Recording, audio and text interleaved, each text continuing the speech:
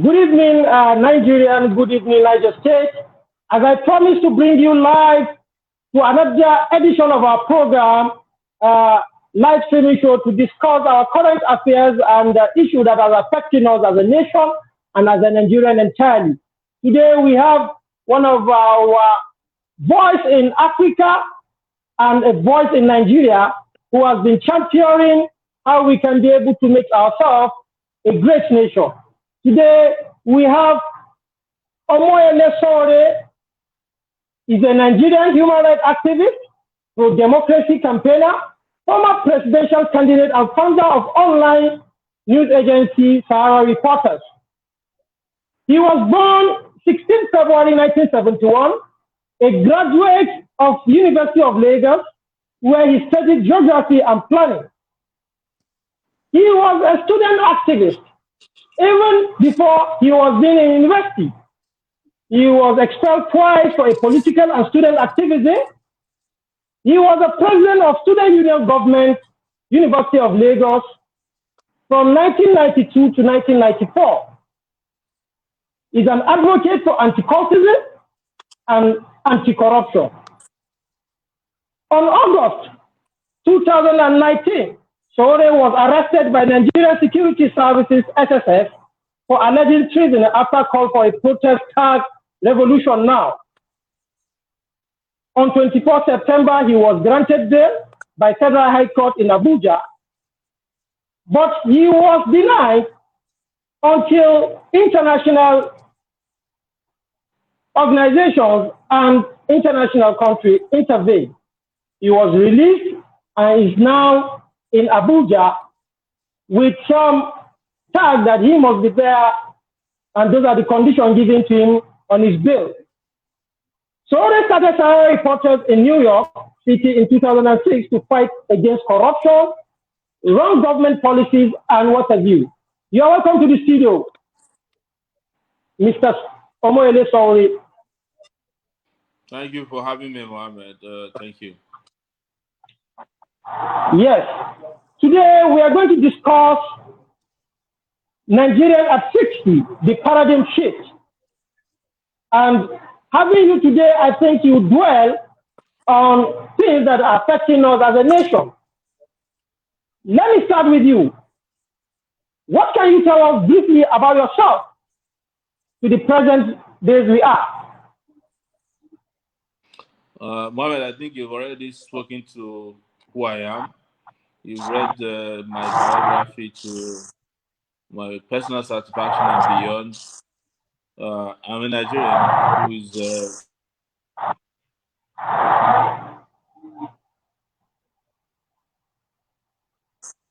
as worried as most of you are out there, particularly that 60 years after our so-called independence, Nigeria remains in a state of circumlocution. There's plenty of motion, no movement. That's what I mean. And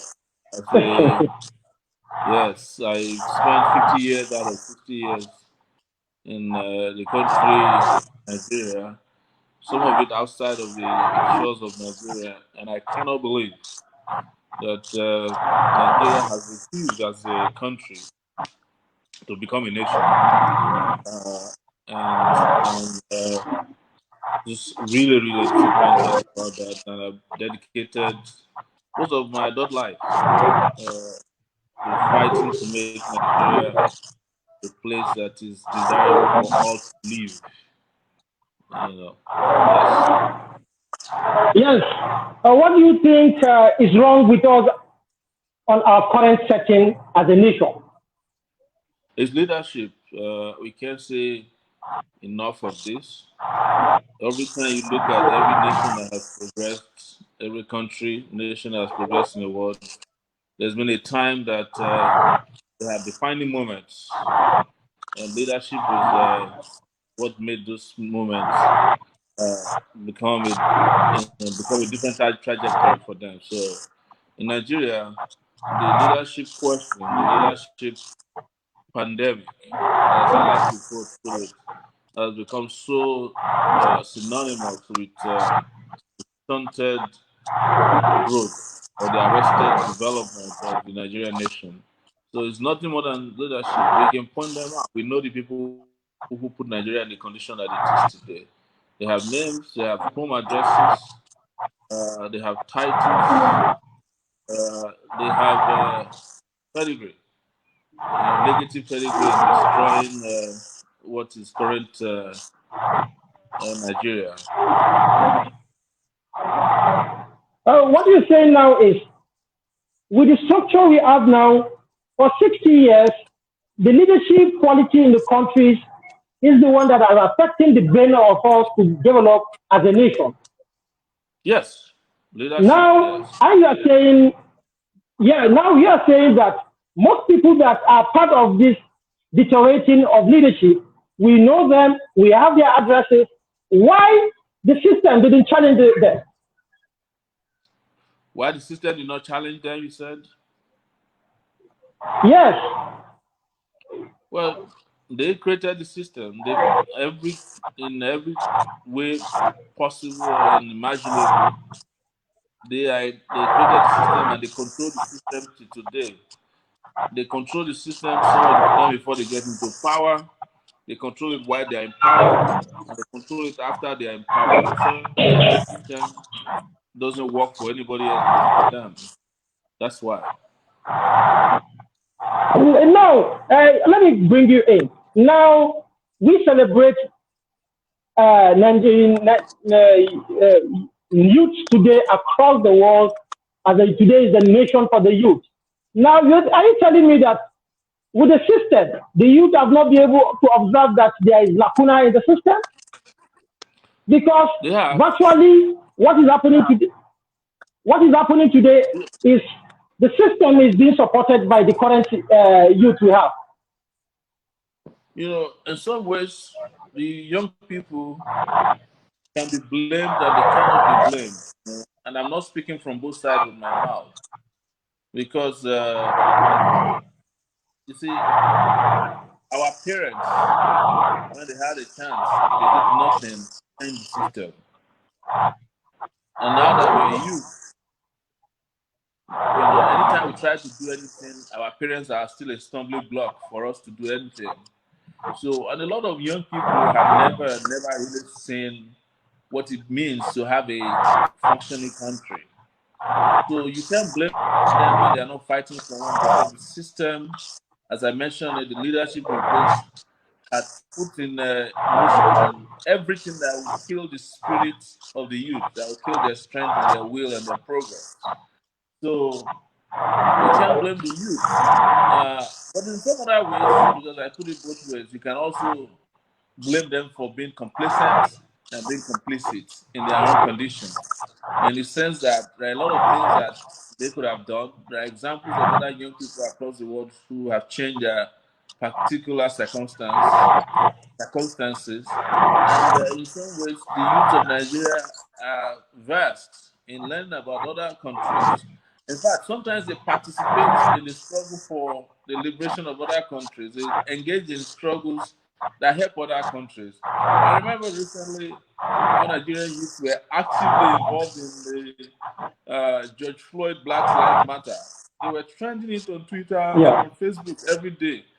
But when it comes to removing the knee of their oppressors, the same young people will be defending them on social media and telling anybody who stands up to them, they will insult you. They will tell you don't know what you are doing. They will find other excuses. So that is a particular puzzle that I have not been able to resolve in my head. Why Nigerian youths are like that? But of course, when I say I can't resolve it, I understand partially the reason why. They've created division, they've emasculated, they've confused them mentally and psychologically. They've used religion and ethnicity. They've used everything possible to create cleavages within our society, such that young people you call youth, don't even know where to start. And that's what is one credit you have to give to the leaders. very dangerous Nigerian leaders that they have achieved that. And peripherally, fundamentally, they've also used hunger, starvation, and the denial of social progress to keep the youths under control in Nigeria. But one day, and I think this very soon, the genie will leave the bottle. Yet now, are you telling me that since you started your struggle, you've observed that these are major problems that is affecting us as a nation because we fight for the struggle and freedom of other people in another clime, but in our own situation, we've been divided along some ethnic and religious lines. Now, what can you say prompted you to do another form of what we call calling for a clarion call? What prompted you to do that again? Because you've identified these are major problems, and you are now into another clarion call. Do you think the system can still allow it to flourish? You know, I'm an incurable fighter, and some part of me is I use the analogy of a teacher. My father is a teacher, and I'm also a teacher in a small way. I'm a university part-time lecturer in the US. You know, a teacher doesn't give up teaching because their students fail.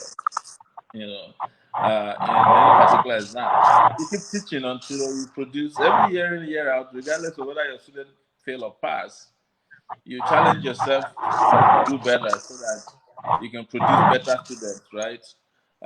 So it's like it's a lifelong course for me to not give up on not just Nigeria, but humanity, because we cannot think that 200 million people are people that we just give up on and hope that they find their way.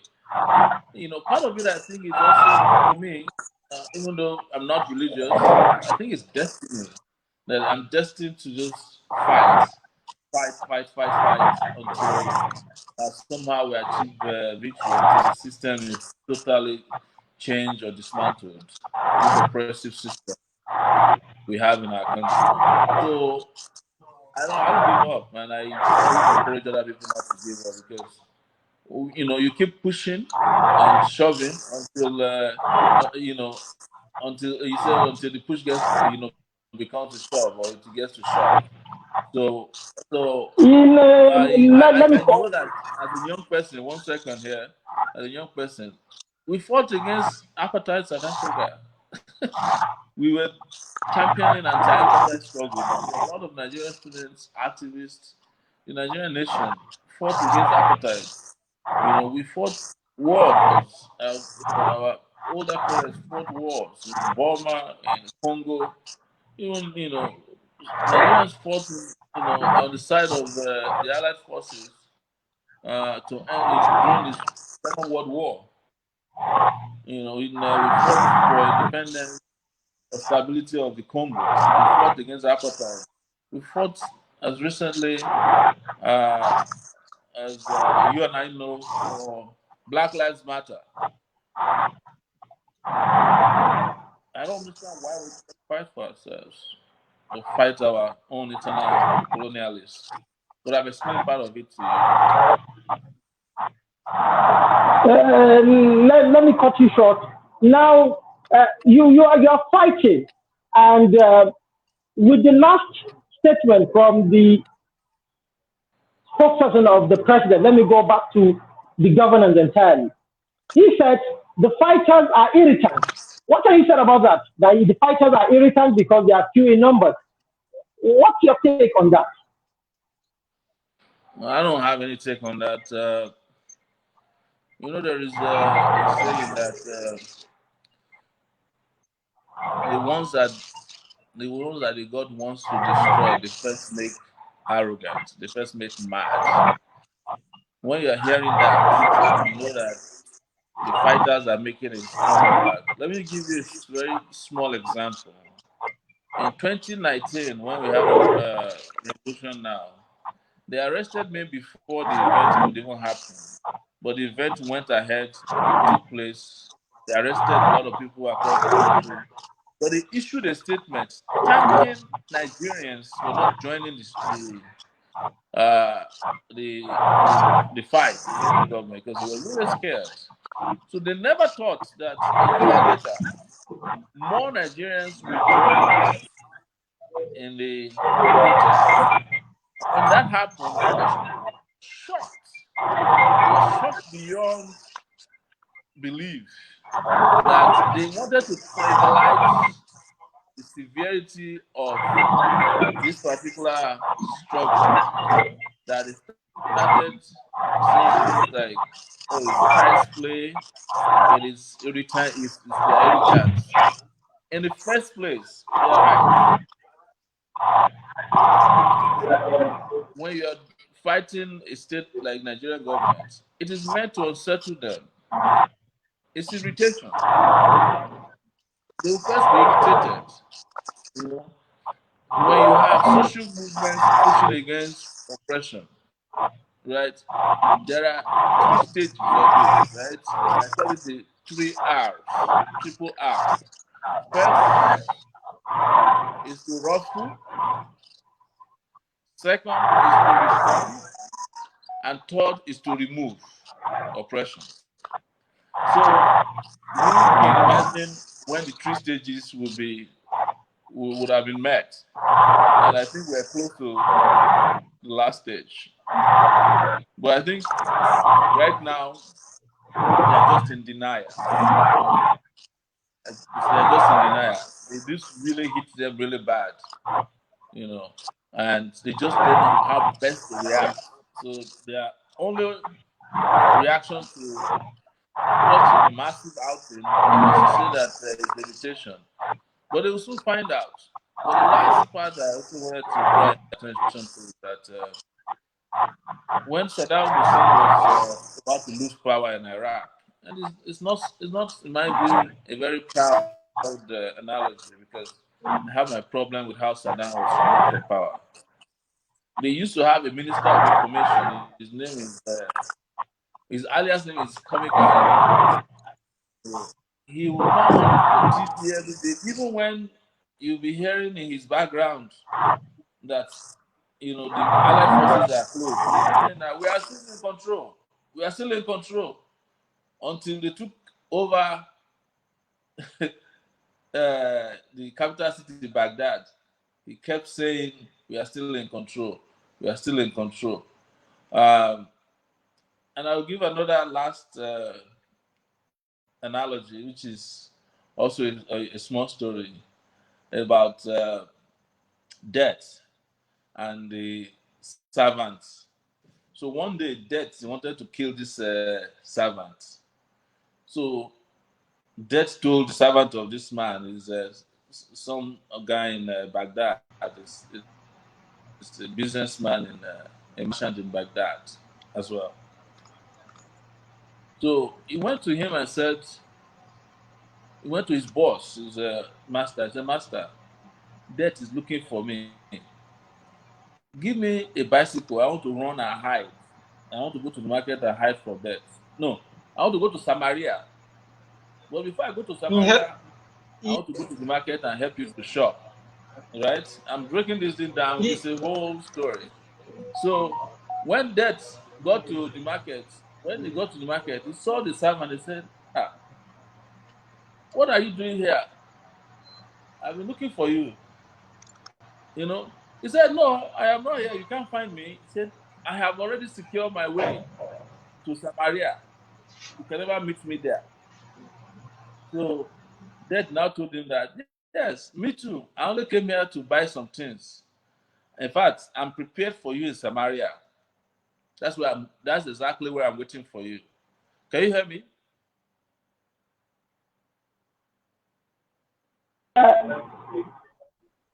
I can get you. Somebody mentioned in our comments. So someone said, why is it that Mr. Sowore regionally centered rather than the nationalistic in his agitation? What's your take on that? Why what? He said, why is it your agitation is regionally centered rather than being nationalistic in the agitation? Then you can see from the comment view. Person is not talking about me. I've never had any regional agenda. I've been nationally centered. So the person is probably referring to another person, not me.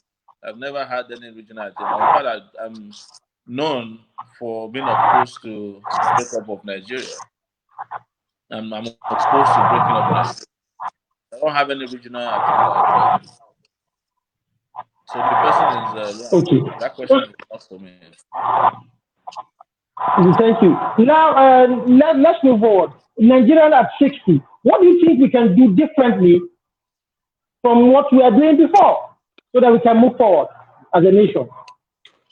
You have to change the system fundamentally. The system must be dismantled and abandoned because it has become discredited. It cannot. I don't want to lie. I don't want to be part of the lie that somehow Nigeria has even passed the level of reform. We can't have it. We can't reform the system. The leaders who have destroyed Nigeria are so much in control of the system that the system is impervious to reform, except yes, except you completely take it down. Uh, you cannot reform it. There's no way we can make progress without a revolution.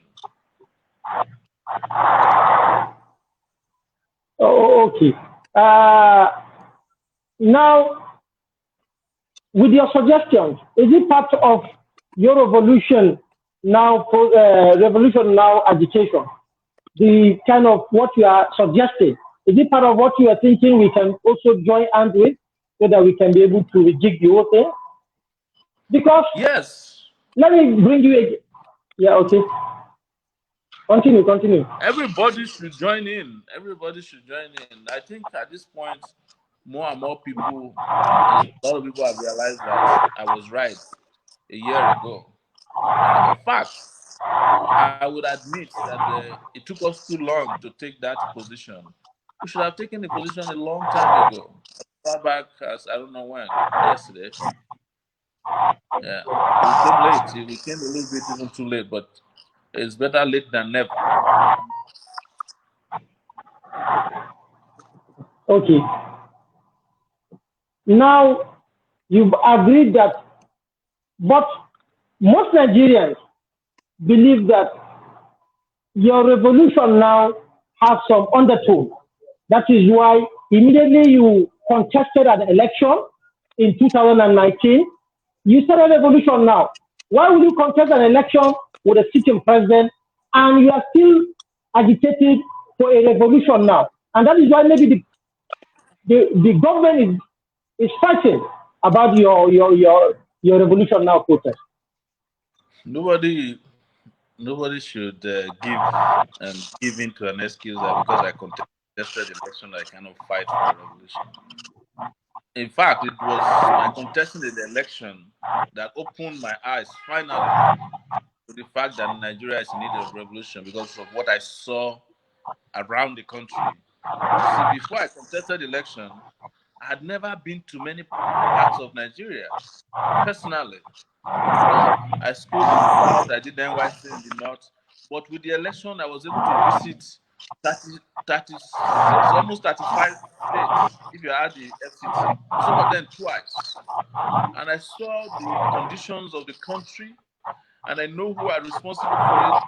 I contested the election, and I know that these people no longer conduct elections. So I came to an inevitable conclusion that the only way out of the revolution is that we have to dismantle the old order. And so as to school or educate people who say that, because I know it's a narrative by the ruling party.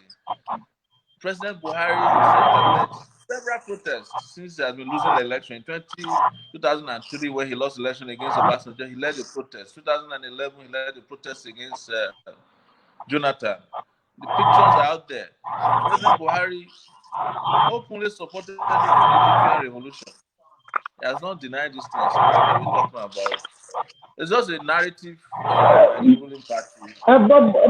But what you are saying now, during their protest, it's not for the tag of revolution. It's tag something else.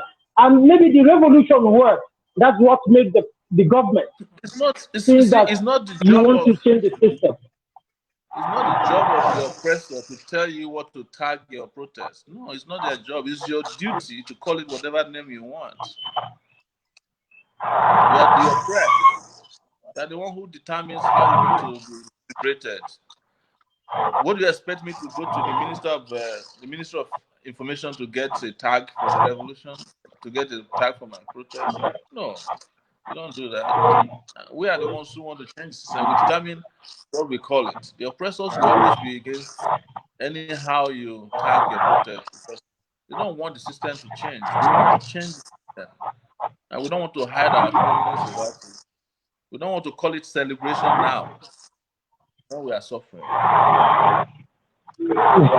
But somebody, Musa Ibrahim Tadu said, would you like to have honest thought on the concept revolution vis-a-vis the provision in the 1999 Constitution of the Federal Republic of Nigeria? I would like to have a honest thought on that because the revolution now is not attached to anything in our way of life. Musa Douala, I don't believe in the 1999 Constitution. I've said that publicly. It was not a Nigerian Constitution. It was a Constitution imposed on Nigeria by the military. Part of what we are targeting is that Constitution. That Constitution does not represent our aspirations as a nation, and that we must create the objective conditions for a brand new Constitution that will go through a referendum. That is what the South Africans did immediately after the.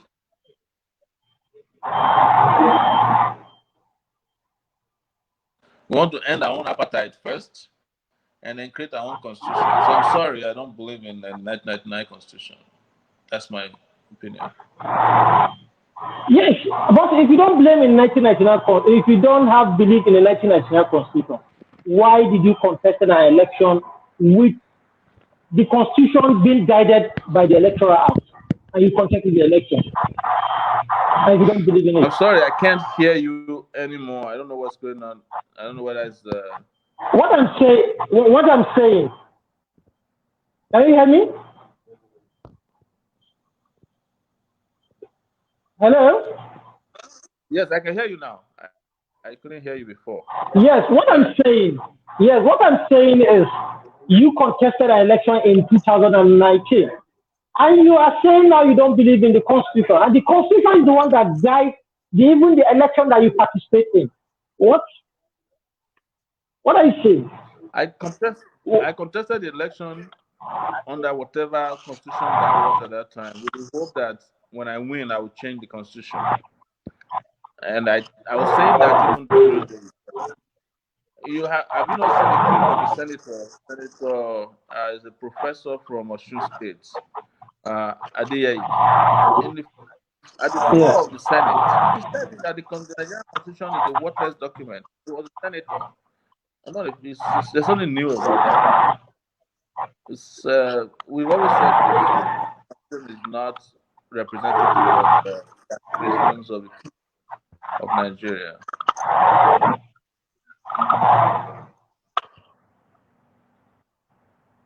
Yes, Mr. Rafiu just asked a question that if the revolution works out, what are the structure already in place or plans to fix Nigeria?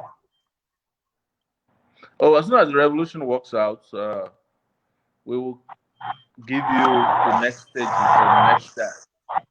It's not Sowore's revolution, it's a national revolution that would bring everybody in the nation together to create a different structure and system that will take care of the aspirations. I've said that before.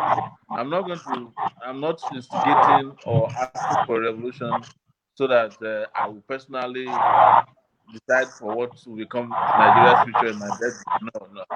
It's going to be everybody. It's the reason why we have been mobilizing young people, particularly, because it's the future of young people that is primarily at stake. It's part of the reason why you say that I'm also structuring of this restructuring discussion, because I don't believe that old people should restructure Nigeria for young people. It's also the reason I'm not interested in breaking up Nigeria. When you break up Nigeria without dealing with the people who are destroying Nigeria, who have no tribe, who have no conscience, you are still going to meet them in various parts of Nigeria that is broken up. You understand what I'm saying? So let my position be very clear on this. I don't want to jump the gun by saying that, oh, this is what will happen, because my opinion will not count after Nigeria is revolution. It's everybody's opinion that will count. So I cannot jump the gun. Yes. I have a question from Mr. Omar. He said, Mr. Sowore, now that we have agreed that the youth are brainwashed and perhaps with tribal, religious, and ethnic sentiment in politics, where do we go from here? We have to keep educating them, mobilizing them, conscientizing them to ensure that they understand that their future is at stake. And honestly, I believe that we are getting there. We're getting there very much. A lot more young people have come to our side of the divide. A lot of them are still reluctant because this struggle is alien to a lot of people. It's what they never fought before. In fact, some of the comments that you see from young people sometimes who will insult you, who will try to demoralize others, it's not because they don't understand that system needs to change, but they just don't want to be the ones who apply their energy to change the system. They're not sure if they want to take the risk. Yes. MD Abubakar asked you a question that can Mr. Sowore share with us some of the alliances he has currently with civil society organizations in Nigeria to reworking reform in youth through civic education and encouragement? Did you have such things that you're doing now with some civil society organizations? You see, I have been around for long enough to know that the battle we are fighting now cannot be handled by civil society organizations. Civil society organizations came by way of reform into the Nigerian space. And I'm sorry to say, and I'm not insulting every civil society organization, that a lot of them also do not have the capacity to wage any fights. They are here, some of them to make money, some of them to create alliances with the oppressors, you know. So I don't think that it's a fight for civil society organization. I also don't think that it's a fight for celebrities. It's the reason why I don't beg celebrities to join us. It's not a battle for celebrities, because celebrities and civil society organizations, they don't have staying power, with due respect to them, to fight a prolonged battle. Look at me now. I've been fighting this for a year. How many celebrities can do anything for more than a week? Anything that is not trending, not trendy, and not something that celebrities are interested in. When people say to me, "Why don't you get the celebrities involved?" I say, "Well, they're celebrities. They like glittery things. They don't want to soil their hands. They don't want to get down dirty. So don't rely on them too much. Mobilize the real people. It's an organic outrage that we want, not a superficial fight that we start in the morning by afternoon everybody's tired, they want to do other things. No, it's something that takes longer than that. So, we are talking to people. It's an organic movement, not civil society organizations. Civil society organizations that they are very mature uh, have niches. They come here to do certain things, and it's usually defined in their certificate of incorporation. Some of them are here to fight Guinea worm. They're here to fight issues. They fight for issues. We are here to fight the system, and you cannot go and register an organization to fight. It doesn't work like that. Okay. Now, you are not saying the fight is for the commoners.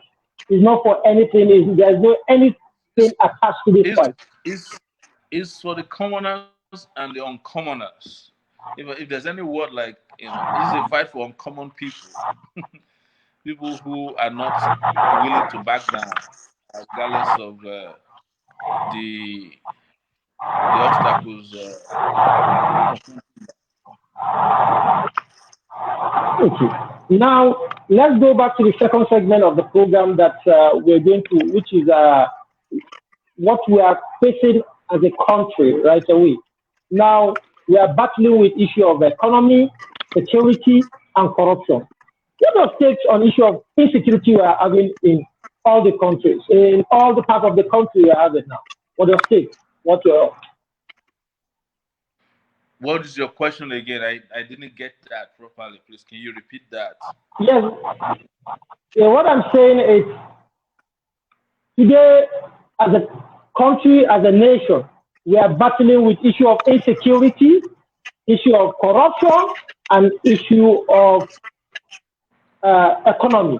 What's your take in issue of insecurity? Insecurity in the country that has begun the north and some southern part of the country. What's your take on that? Oh, my take is that the current leadership have lost the plot. They are incapable, they are incompetent, and they are inconsistent. Probably even inconsequential enough to battle the issue of insecurity. There's no way you tell me Nigeria that is secure. To the point that our leaders are even putting money to bribe kidnappers, bandits, right? These are official policies. I'm not making them up. And a whole lot of Nigeria's territory today, in states like Katsina, Kaduna, Borno, and states like Yobe, are firmly under the control of bandits and terrorists. Uh, in the south, a lot of places are under the control of kidnappers, armed robbers. The entire country is under the control of head robbers. Our leaders, a lot of them are thieves, and they have taken control of our territorial. So, insecurity is something that is open to all that have lost control of the country in terms of insecurity. My take on it is that you said something that you said something that the government is bribing the criminals. That's what you're saying. Like it's bribing the criminals in terms of policies. oh yeah, What don't you think is a solution to what they think can best help them to resolve all these issues? the solution is to get rid of the people who don't know how to secure the nation. It's as simple as that. And let people who know how to secure the nation take control of the nation or the country. I hate to call Nigeria a nation because we really never, it doesn't meet the tenets or criteria to be called a nation, country. So, and that's what we say. How can somebody openly confess to bribing bandits and even calls them to a meeting, and they are all, romancing each other like he had in Katsina? The governor of Kaduna, Nasir El-Rufai, came out openly and said that he spent he spent a lot of money on bribing Fulani fighters so that they would not overrun his state. The Nigerian government has been known to give a lot of money to Boko Haram in the name of negotiating to get kidnapped girls, that they did in Dapchi, the one they did also in the Chibok case. So why are they doing all this? Is because they've lost their ability to fight to secure the nation. So, and the observation is that not only are these people incompetent, they are committing treason against the nation. These are treasonable activities. Yes, let me bring you in. A former deputy governor of the central bank, that is Mr. Obad Lafayette, also said exactly what you're saying now, that the insecurity befalling the north has been sponsored by some governors and some powerful individuals. Are you also part of the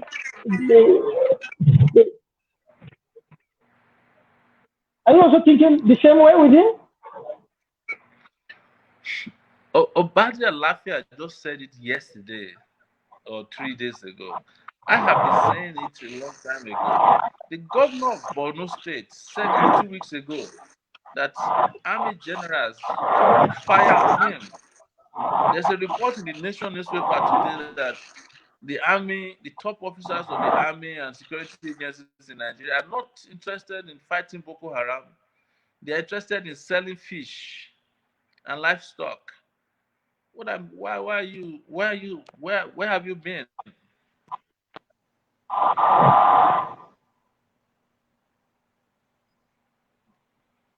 Can you hear me? I can hear you. I can hear you. I can hear you. So I'm telling you that it's not Melafia was just a few days ago. I said the governor of Borno, Zulum. You remember 2 weeks ago? What did he Yeah. say? Yeah. He said it was the that opened fire on him. They have not denied it. They tried to kill him. Today in the Nation newspaper, there's a report that top officers of our security agencies in Borno are not fighting Boko Haram. They are selling fish and livestock. They are the biggest fish sellers. So instead of fighting Boko Haram, they are just selling. They are just engaging in business in selling fish from the Lake Chad region. So Melafia is just a belated addition to the people speaking the truth about the real condition of our security situation, especially in the northeast and southern part of and elsewhere. Okay. On a final note on insecurity, if you are be able to achieve what you want to achieve, what will you do in respect to security situation of the Nigeria? It's complete overhaul. So when I was running for president, I said something and people were like alarmed. I said I will fire every general in the army. I will remove them.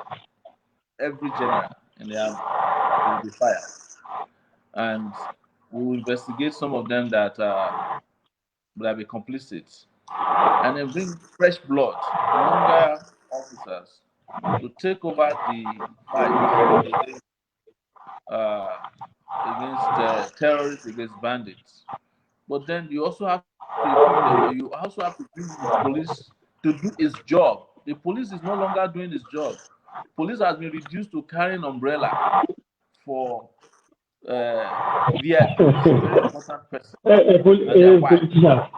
So you find a governor has 200 policemen guarding a governor, and there are only 23 policemen guarding a whole village in Zamfara. Does that make sense to you? So there has to be an overhaul of our security architecture.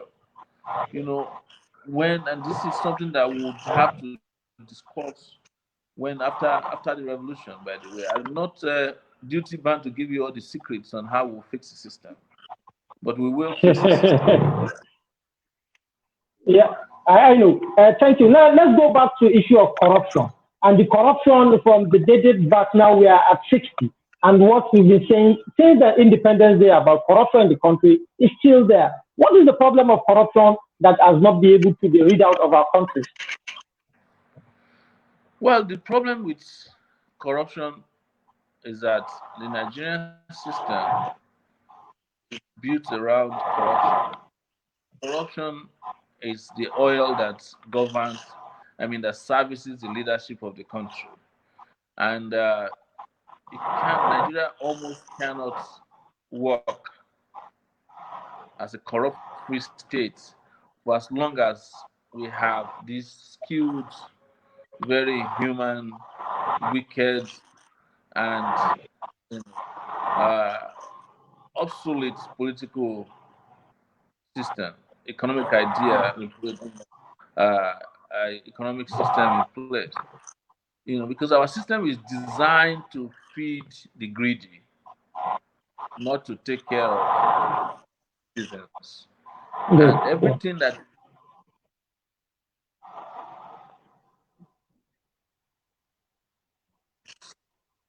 done, that is why instead of having a country that runs under or on structures or systems that works, we have a system that's all about contract.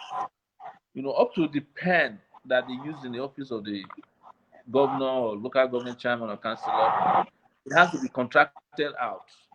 So if for example, you go to a local government or you're on a street pole, go and find out the cost of one street light in Nigeria.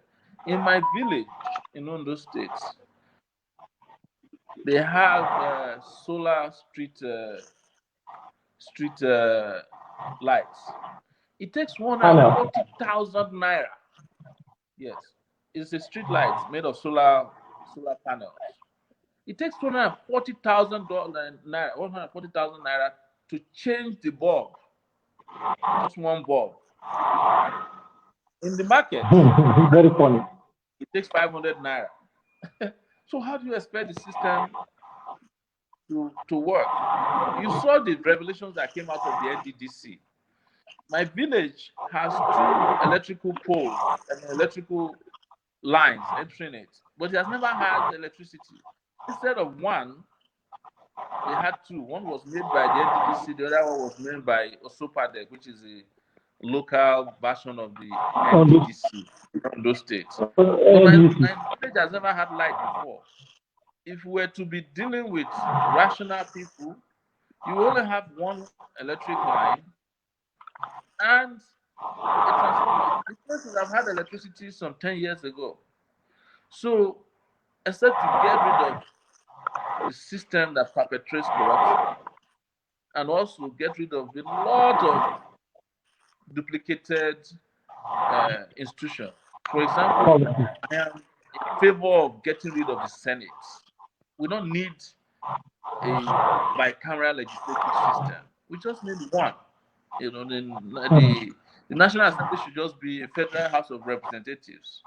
And all the leaders there, all the members, should be part-time workers, not full-time. They should have other jobs. Because all the National Assembly, as we have it right now, they're just contractors. Everybody, whenever they become lawmakers, they go and register several companies. Some of them have up to 30 portfolio companies, and they're just using it to harass agencies of government, ministries, and to get contracts. So when they go and say that they are doing oversight function, it's just an extortion racket to force those ministries, departments, and agencies of government to part with money or to force them to give them contracts. So get rid of the Senate so that the money we save from getting rid of the Senate or the senators, we can invest in education and health. We don't need a bicameral legislative system. We don't need it. We don't need an EFCC and an ICCC at the same time when they are doing the same function. But all these things, I'm just giving just a few examples. But again, it requires strong leadership, very conscientious leadership, conscious leadership to take the nation in the direction that it needs to go. Well, to turn Nigeria into a nation and then take the nation in the direction of where it needs to go. Of course, people will tell you that, well, if you break Nigeria into regions, each regions can grow at their own pace. The simple question I ask people, which most people have not answered me, is who is your state governor? Is it the person not from your area? The governor of Lagos, is it from Fulani? Is the governor of Akwa Ibom, is it a Fulani man? It's from Akwa Ibom. Lagos governor is from Lagos.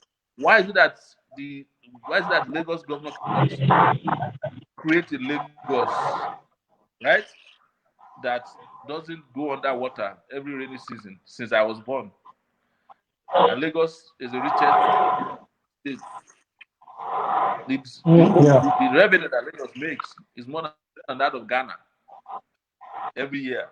Go to Ghana, my brother. Go to Ghana today. Go to Benin Republic and see what leadership is doing to develop the place. But here, we keep giving excuses. We keep giving them cop-outs. They just come and say, oh, we don't have enough money. Oh, Nigeria's budget is not enough to even buy fire engines. They give you all kinds of crap.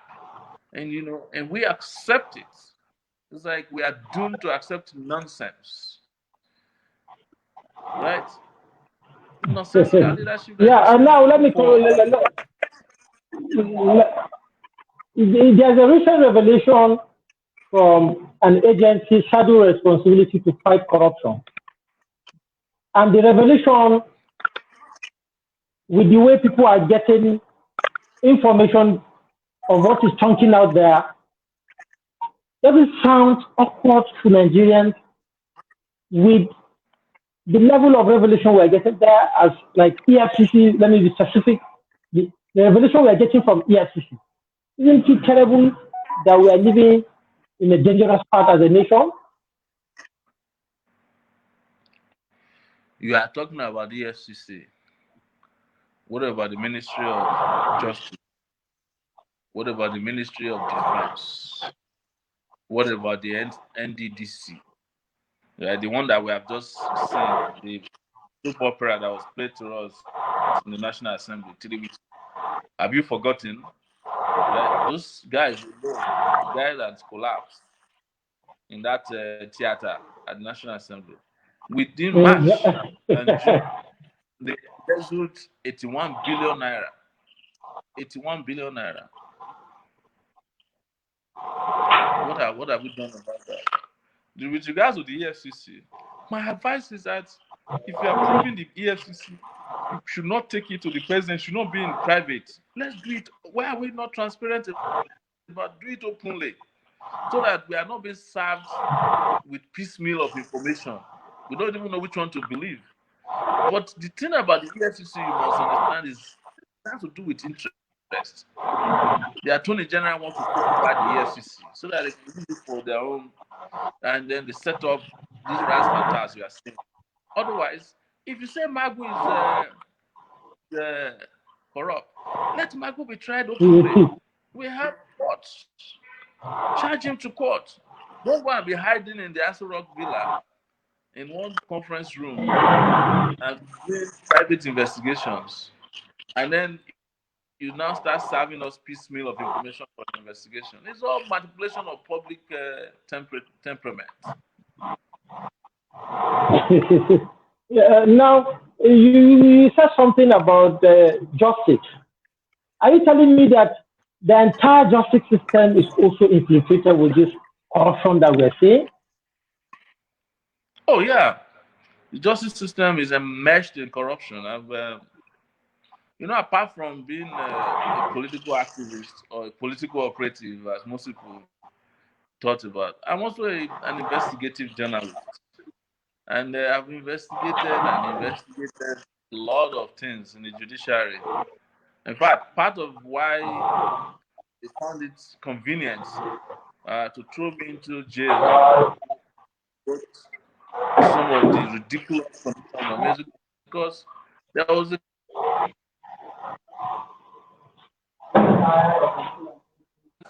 You remember in December? Can you hear me? Yeah, I can hear you very well.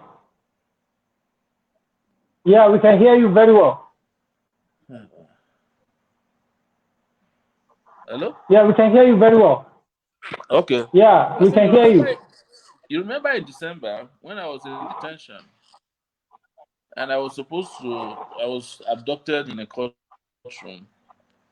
A federal judge, to whom an application was made for my release, said it openly. He said, I cannot sit over Sowore's case because he has written some things, Sahara reporters have written some things against me before. The judge said it open and open. Yes, in December. So I can't handle his case because Sahara reporters has written some things against me. If I handle it now, they will say it's because I'm afraid of Sahara reporters. If I handle it against him, they will say it's because of the things they wrote against me. If I handle it for him, a judge, they couldn't hide their disdain for my brand of journalism, or our brand of journalism. So the system is rotten from the head to the tail. Are you hearing me? Yeah, we can hear you. Yes. So, as you are aware, I'm sorry, I told the person informing me that I'm only going to do 30 minutes with you, but we have done an hour. Yeah. Close to an hour. Yeah. Yes. Yeah. So, can you give us an idea of what is going on? There's always a lot going on. as you know. We are wrapping up now. Thank you very much for that. But can you answer this question briefly so that we can wrap up? Can Mr. Sowore give us an idea of youth empowerment and empower as the best form of government for millions of unemployed Nigerians? What's your take on this question, quickly, please? I am not in support of Empower. Empower is a temporary solution that is done to corruptly enrich government officials. What I have said in my program of action for Nigeria as a presidential candidate 2019, there are a lot of opportunities that will open up for youth to get jobs. Young people need a few things to make life great for them. One of it is education, one of it is job. And I said in my days as a candidate that I would turn Nigeria into a construction site such that there will be so much to do that when you wake up in the morning, you go to work. By the time you come back, you'll be so tired. Nobody will have time for crime. Because we want to rebuild the country, the entire country, with physical and social infrastructure. I want to build, the ICT sector, like they did in India, and engage a lot of people. I want to do. I'm ambitious about the power sector. By now we should be building acres and acres of solar farms in northern parts of the country. You understand? And with 81 billion naira, we can hire a lot of young people. But our leaders would rather embezzle the money. When they cannot embezzle, they will tell you that snakes have embezzled the money. When snakes are not embezzling, monkeys are embezzling money in Nigeria. There's so much money that both humans and animals are embezzling, and we still have left. So there's a lot that had been planned and that is still planned for the youth. But my suggestion to young people is stop relying on handouts. Empower is handout. What is 20,000 naira? Well, how far can 20,000 naira take you in a month? It's not even up to transportation money. When I promised during my campaign that our minimum wage proposal is 100,000 naira, that's our starting point. But guess what? They were making fun of me at that time and saying, it's going to affect the economy. How can you pay 100,000? It's going to destroy the economy. Okay, how come somebody embezzling 81 billion naira did not destroy the economy? All the revelations we have heard during this period, here 20 billion here, 81 billion here, banks mistakenly crediting somebody with 500 million naira. As you see now, there's no electricity where I am. They just took light. This is 2020, my brother. 2020. No light. No light in this country. That's terrible. 200 million people is in darkness. In fact, 16 billion. The studio I'm in now, we are managing on generator. Darkness we are in now under Obasanjo. And the country is continuing running as if there's no problem. Now, let's go to the final word so that we can wrap up. Thank you very much. I think you've dwelt a lot on our problems as a nation, and you've dwelt a lot as a problem as a youth of this country. What's your final take on Nigeria at 60? Nigeria at 60 needs a revolution, my brother. Let the youth of Nigeria wake up the same way the youth of Mali woke up some 1 month ago. The same way the youth of America woke up with Black Lives Matter, right? The same way youths are waking up all over the world, and we even partake and participate in some of these struggles, even when they don't concern us. Let's fight a battle that concerns us, our progress, our future, our dignity, and our rights. Let's fight it. And the time to fight it is now, my brother. I'm in darkness, but I say revolution now. The darkness cannot drown my voice. Yes, I'm also using a gen, and revolution will also come, and we must also make sure we have power. Thank you for having you for this wonderful edition of our program, for giving us an hour of yours to dwell on issues that are affecting us as a nation. And we hope to get you more again so that we can continue to give a clarion call to Nigerians and our youth entirely to see how we can change the status quo of kind of crop of leaders we have in this country. Thank you. Have a wonderful time, Mr. Omoyele Sowore. My name still remains Mohammed Saidu Etu, the convener of Youth League Nigeria, an advocate of Power State. That is Niger State. We are advocating for giving us light in Niger State too. We are the one that are doing it. Thank you.